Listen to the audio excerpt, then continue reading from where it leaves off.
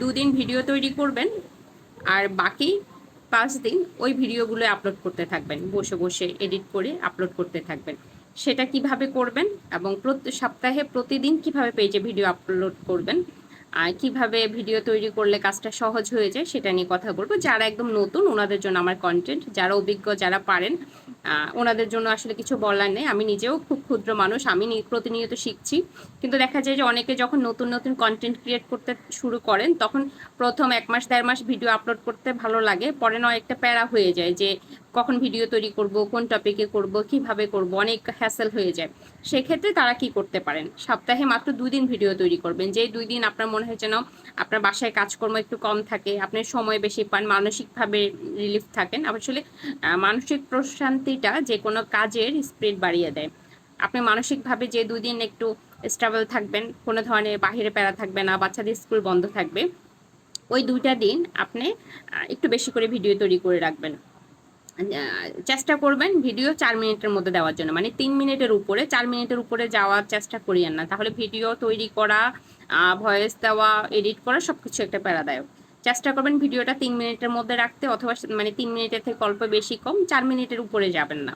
সেক্ষেত্রে কি হয়, আপনি যদি এই ধরনের ভিডিওগুলো মানে 3 মিনিট 4 মিনিটের ভিডিও আপলোড করেন, তাহলে আপনি একদিনে 3টা 4টা ভিডিও তৈরি করে ফেলতে পারেন। সেক্ষেত্রে সপ্তাহে 2 দিনে আপনার প্রায় ধরেন মিনিমাম তো আপনার 7-8টা ভিডিও তৈরি হয়ে যাওয়ার কথা। যেহেতু 3 মিনিটে দিচ্ছেন, যে কোনো একটা টপিক বেছে নিয়ে মানে এক ছোট ছোট 3 মিনিটের করে ভিডিও তৈরি করে রাখলে আর বাকি 5 দিন বসে বসে এগুলো আপলোড করতে পারলেন। সেক্ষেত্রে কি হয়, কাজের প্রেশারটা অনেক কমে যায়। তারপর কাজের প্রতি আগ্রহ থাকে, যেহেতু প্রতিদিন করতে হয় না, প্রতিদিনে এডিট করতে হয় না, আপলোডটা প্রতিদিন করা যায়। এডিট আস্তে আস্তে যখন ফ্রি সময় থাকবে, যখন রেস্ট নিচ্ছেন, মনে হচ্ছে যেন অন্য কোনো কাজ নেই। আসলে কন্টেন্ট ক্রিয়েটার মানে ক্রিয়েটিং ব্যাপারটা খুব মজার, আনন্দদায়ক হয় তখনই যখন আমি যে কোনো কাজের মাঝখানে করতে পারি, এটা নিয়ে আমার কোনো এক্সট্রা প্যারা কাজ করে না। যেমন আমি কন্টেন্ট নিয়ে খুব একটা মানসিক প্রেশার নেই না যে কখন করব সময় পাই না। আমি দেখা যায় যে প্রত্যেকটা আমি যেদিন সময় পাই ওই দিন একটু বেশি করে কয়েকটা কন্টেন্ট তৈরি করে ফেলি। আস্তে আস্তে যখন যেদিন ফ্রি থাকি আমার সব কাজের মাঝখানে দিই। আমার কন্টেন্টের জন্য এক্সট্রা কোনো সময় বের করতে হয় না যে আমার এই কন্টেন্টের জন্য এত এত সময় লাগবে, আমার এত ঘন্টা চলে যাবে। এর আগেও একটা প্রেশার থাকে না, এর পরেও কোনো প্রেশার থাকে না, কারণ আমি যখন সময় পাই তখন কন্টেন্ট করে রাখি। সেই জন্য তো যারা যারা একদম নতুন, আশা করছি আমার এই আইডিয়াটা কাজে লাগবে।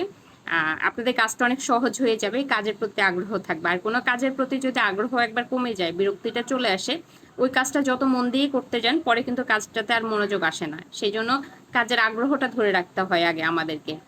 কাজের আগ্রহ ধরে রাখতে হলে কাজে প্রেশার নেওয়া যায় না। ধন্যবাদ সবাইকে, ভালো থাকবেন।